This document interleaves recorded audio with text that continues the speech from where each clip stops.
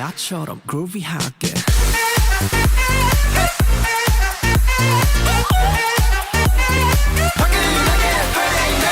나처럼 groovy하게. Hello you guys, this is the second part to my 2021 prediction videos.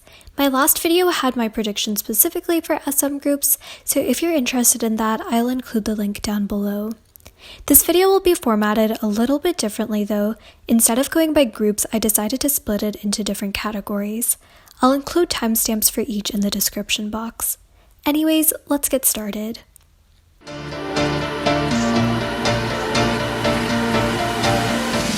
So Kingdom is apparently set to begin in the winter of 2021, and so far 3 groups have been confirmed: the boyz, ateez, and Stray Kids. Based on Queendom and Road to Kingdom, I guess there are going to be 3 to 4 more contestants. Popular suggestions who I think are likely to be featured on Kingdom are Astro and Victon. I think both satisfy the music show requirements, and both could definitely benefit from the exposure. Suggestions who I think are possible but I'm not confident in are Monsta X and cix. I feel like Monsta X might almost be too popular for a show like this, but then again they did include Mamamoo on Queendom. Cix might not be popular enough, but they do technically satisfy the requirements. Suggestions who I don't see going on the show are SF9, AB6, and Kang Daniel.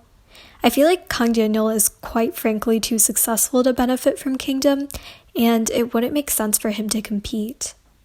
SF9 and AB6 both apparently rejected the offer to appear on Road to Kingdom, and I honestly don't think it would make sense for them to appear on Kingdom at this point in their careers. SF9's members have been getting more involved in solo projects lately, and I feel like between that and their regular comeback schedule, it's already a lot to coordinate. I'd love to see them compete, but joining Kingdom would probably mean having to turn down acting opportunities, which have helped them gain exposure over the past few years. I also feel like AB6 might still want to lay low after this scandal, but I honestly don't really follow them, so I'm not that sure.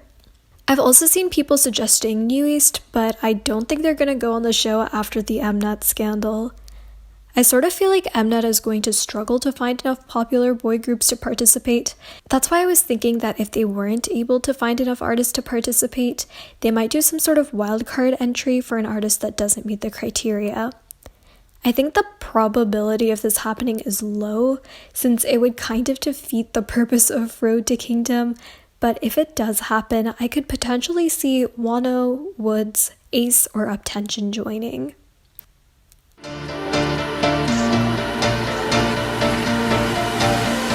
I think this year's groups who had an unexpected surge in popularity within Korea were Oh My Girl and the boyz.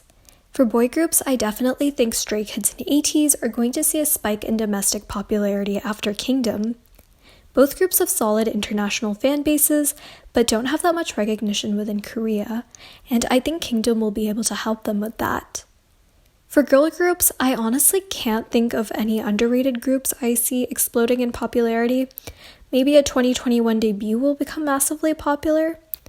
I feel like Loona might also become more popular in Korea, but I don't think they'll have a huge surge in popularity until after next year. I think Dreamcatcher will become a top girl group internationally, but they won't manage to capture the Korean market. In terms of international popularity, I can't see any group reaching the popularity of BTS or Blackpink at the moment, but I have a feeling that Chungha is going to make huge moves internationally next year. I believe she's already signed on to promote with 88 Rising, so her management seems to be gearing up for stronger Western promotions. She already has a large fan base amongst K-pop fans internationally, but I think her music and style and image are perfect to gain more success in the Western market.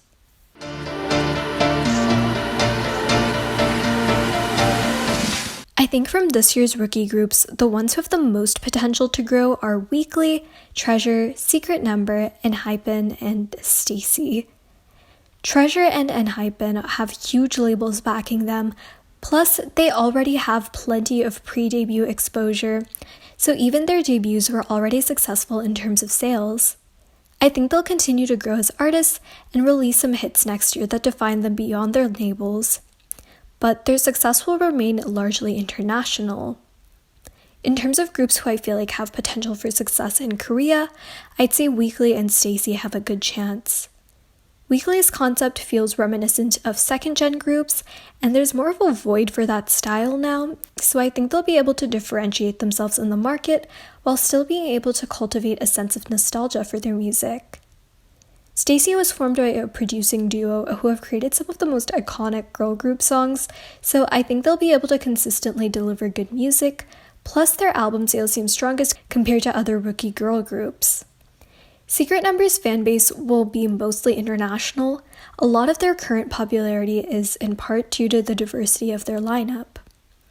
I think ultimately the quality of their music will be able to determine whether they can continue to expand that fanbase, but I don't see them breaking any records within Korea.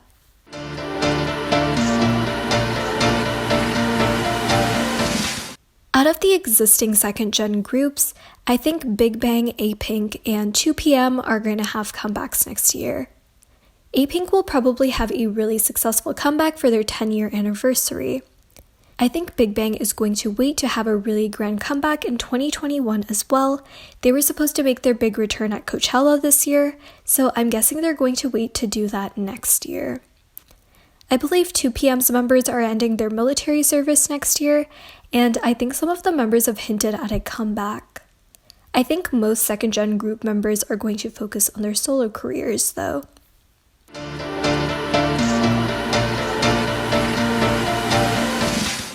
I feel like YG and Bighit are going to debut new girl groups next year based on rumors I've been hearing. I don't see JYP debuting any new groups unless if it's an international project. I think Bighit is going to acquire another relatively popular groups agency as a subsidiary as well. I have a feeling that there will be an agency with multiple artists getting into scandals next year, but it won't be from Bighit or the Big Three. Since touring is a big part of revenue for companies, I think international concerts will resume from the summer of 2021, considering everything is better.